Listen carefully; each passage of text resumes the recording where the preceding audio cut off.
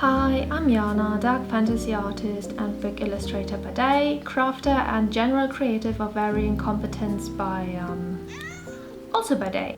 Night is for sleeping. Lately, I've been on the lookout for simple creative projects to do to relax, without any pressure to do them well, and with nobody sending me notes or feedback when I'm done. Especially while working on big projects for my job that drag on for months and months with lots of revisions, I never really experienced that moment of satisfaction that comes with finishing a task. It makes me miserable and grumpy because I crave that sweet cocktail of neurotransmitters and hormones my body grants me when I have done good. When I finished a thing. Especially when that thing is something beautiful and shiny, because then I get to behold a beautiful shiny thing while feeling a sense of accomplishment, essentially doubling the amount of joy. And that's where the model birds come in. This box full of not one but 4 bird model kits, the Airfix British Birds series from 1977, has been lying around in my old bedroom at my parents' house for years now. I didn't put it there. It's not mine. It originated with my grandfather, who is an avid together-putter of model kits, though why he bought birds and not just one kit, but all available for, I will never understand, as he is generally only interested in things with engines, which I guess is why they ended up with my parents. Only my father builds models and my mother likes birds, but neither have an inclination for both. And that's why the birds have been gathering dust for years. Until I thought, well, if nobody wants those, I might as well make them mine. And this is the story of how I ruined them. Because I too have no inclination for building or painting models. I just wanted something to do with my hands. Something simple, something quick, requiring little finesse or brain activity. These birds come with painting guides, and I already knew I was not going to deal with all that. Painting models well is an art form in itself, taking much patience and care. And I didn't wish to express either in my treatment of these birds. I also had no use for naturalistically painted plastic birds in my home. I was going to slapdash glue them together and then paint them gold to match my flat's general aesthetic. Why does that make my flat sound like the current state of the White House? I still feel a little guilty because I know somewhere out there somebody would have enjoyed carefully assembling and painting these birds as they were meant to be. But let's be honest, those birds spent over 40 years in a box. At least now they are seeing the light of day. Of course, I learned too late that Kingfisher is worth £70 now. Worst financial decision of my life? Perhaps. The birds didn't just come with painting guides, but with assembly instructions as well. For the first 2 model kits I just couldn't be bothered. Neither did I notice the matching glue in the box, hence I winged it, using my trusty hot glue gun to hold those birds together. Honestly, now that I've used the correct glue for the other 2 models, I have to say the glue gun was the better option for me. The correct glue dried too slowly for my impatience, and the results are, well, wonky birds.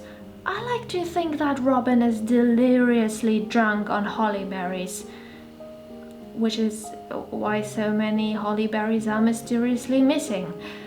And if you're wondering why there's no footage of me gluing birds together, well, because I'm not a pro YouTuber and don't have the internalized need to film everything I do. I didn't realize I'd make this video until the blue tits were halfway painted. I'm currently trying to use up my old art materials wherever I can, instead of buying anything new. Shop from my own stash is how we say it nowadays, yes? Seriously though, the gold paint I used for this is nearly as old as the birds. Okay, half as old as the birds. I'm not as old as these birds. Because I was a creative child, my grandparents loved to gift me art supplies, whether they were the kind I was interested in or not.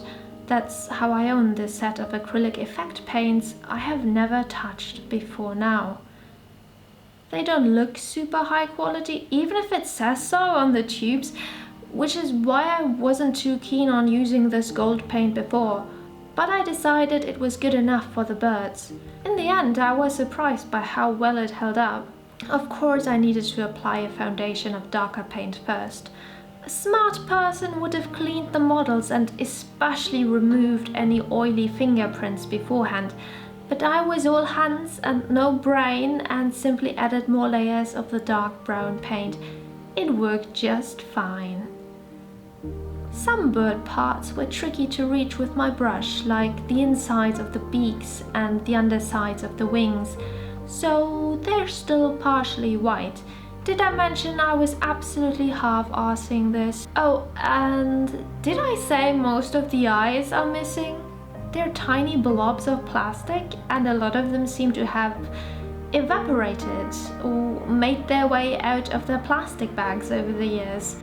Now to the truly good part, adding the gold, making those birds absolutely shiny. Did I mention how proud I am of this 20-year-old gold paint? Now that I know how surprisingly good this paint is, I might even use the other colors sometime. I mean, I really only ever need gold, but who knows? How would you guys use silver, copper and mother of pearl acrylic paints? Any cool DIYs come to mind? Okay, now to the best part, adding the sepia ink. Oh yeah, I've talked a little about using sepia ink for drawing and painting before, but it has truly won my heart for how good it looks in combination with gold, especially as a wash. Super simple, instant patina. Of course, it would have been even nicer if I had used metal leaf to gild the birds, because then the gold would be shinier, but I don't need my gold to be extra shiny. After all, I'm not the President of the United States. I'm fine with my used-looking, imperfect plastic birds. Honestly, look at them. They turned out surprisingly great, especially the first ones where I ignored all the guides and used the wrong glue.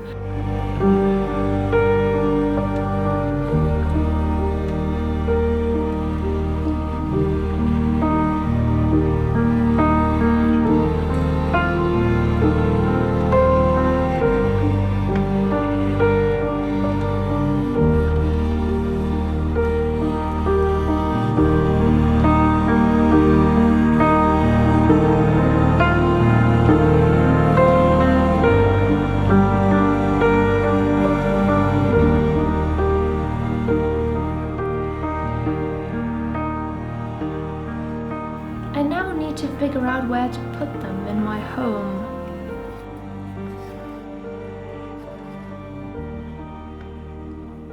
If there's a takeaway from this, it's that doing things in a way that's fun, if imperfect, is always preferable to leaving your projects in a box until the perfect time when you can do them perfectly.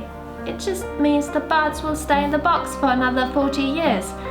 I think we need to let go of the notion that we might ruin or break something by using it. Things are generally meant to be used. They'll all end up in the trash eventually, and if they do so in pristine condition, that's just sad. That's it from me. Thank you so much for your precious attention, and I hope you're having a lovely rest of your day. If you want to spend it watching more of me crafting, there's a video where I paint lovers' eyes on seashells. If you'd rather do some crafting yourself, I'd love to know what you're working on. Okay, bye! Bye!